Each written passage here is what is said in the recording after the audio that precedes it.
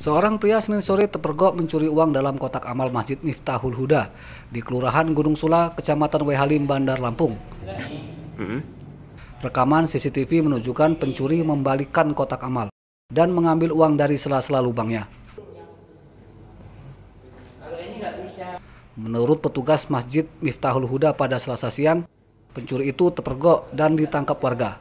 Namun saat diserahkan ke aparatur kelurahan, pencuri yang tidak diketahui namanya itu kemudian dilepaskan karena diduga menderita gangguan jiwa atau ODGJ. Berarti kan bisa diambil gitu. Oh itu. Nah, kalau ngelihat jamnya itu.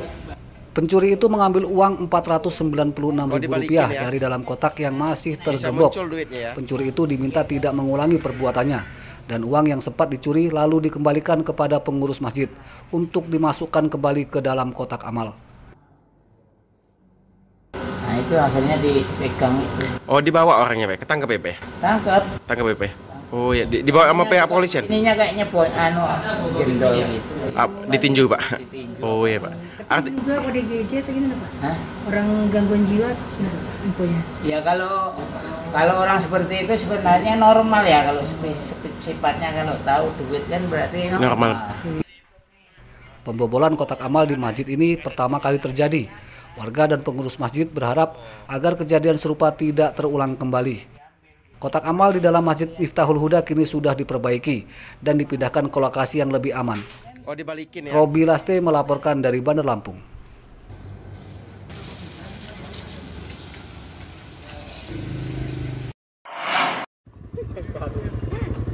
Seorang warga terjatuh setelah motor yang dikendarainya tergelincir di jalan licin dan berbatu. Beberapa warga menolong mengangkat motor karena pengendaranya terluka di kakinya. Jatuh. Risiko terjatuh itulah yang setiap hari mengancam warga desa Bandar Dalam, Kecamatan Lumbok, Seminung. Jalan penghubung Dusun Waikerkai dan Binjai di desa Bandar Dalam belum diaspal, jalan jadi licin saat hujan. Jalan sepanjang 8 km ini satu-satunya jalur menuju ke ibu kota kecamatan hingga ke pusat kota Lampung Barat. Warga harus melintasi jalan terjal, licin dan berbatu saat beraktivitas atau mengangkut hasil panen. Roda motor dipasangi rantai yang telah dimodifikasi supaya perjalanannya lancar.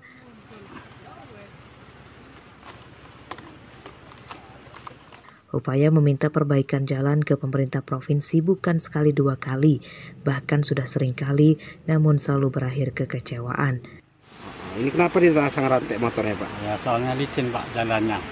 Licin ya? Ya. Sering nggak sih jatuh kalau lihat sini? Pernah. Ya. Bawa barang kayak gini dari pasar ya? Ya kita mintanya masyarakat ya harus jalan diperbaiki kayak bagus, kita enak jalannya. Jadi apa-apa diambil sama mobil, barang petani gitu ya. Sambil menunggu itikat baik dari pemerintah provinsi, warga dan aparatur desa bergotong royong meratakan jalan dengan alat seadanya. Rosandi melaporkan dari Lampung Barat.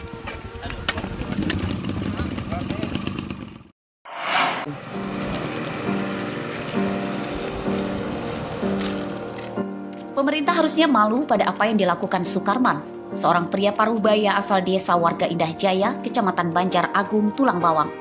Secara sukarela, kakek 76 tahun ini hampir setiap hari menambal jalan yang berlubang di jalan poros desanya. Sukarman bersiap dengan peralatan sederhananya, seperti cangkul, golok, atau sabit, dan gerobak dorong. Karena usianya yang sudah renta, ia tidak bisa terlalu jauh dan hanya menuju jalan rusak di dekat rumahnya. Jalan yang berlubang ditimbun menggunakan tanah dan batu yang dipungutnya di pinggir jalan.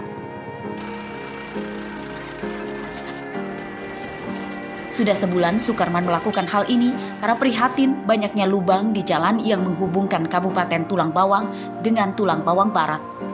Jalan berlubang dapat membahayakan pengendara. Ia ikhlas melakukannya tanpa berharap imbalan dari siapapun.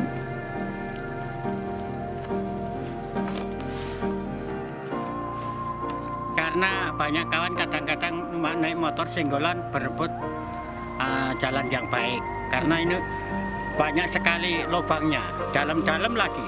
Berarti nggak ada yang membiayai Pak ya? Nggak ada. Inisiatif saya pribadi. Sukarman akan menambal jalan di sela waktu pertaniannya. Semua ia lakukan karena tidak ingin lagi ada kecelakaan sambil menunggu itikat baik pemerintah memperbaikinya. Mustaqim melaporkan dari Tulang Bawang.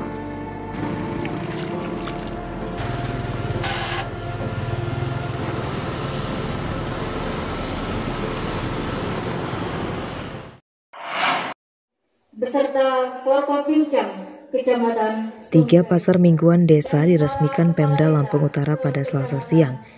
3 pasar itu masing-masing adalah Pasar Kamis di Desa Negara Ratu, Kecamatan Sungkai Utara, lalu Pasar Rabu di Desa Kota Agung, Kecamatan Sungkai Selatan, serta Pasar Isorejo di wilayah Kecamatan Bunga Mayang.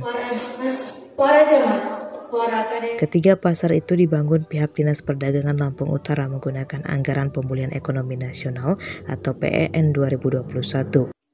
Dan baru selesai dibangun pada 2022 dengan menggandeng Kejaksaan Negeri Lampung Utara.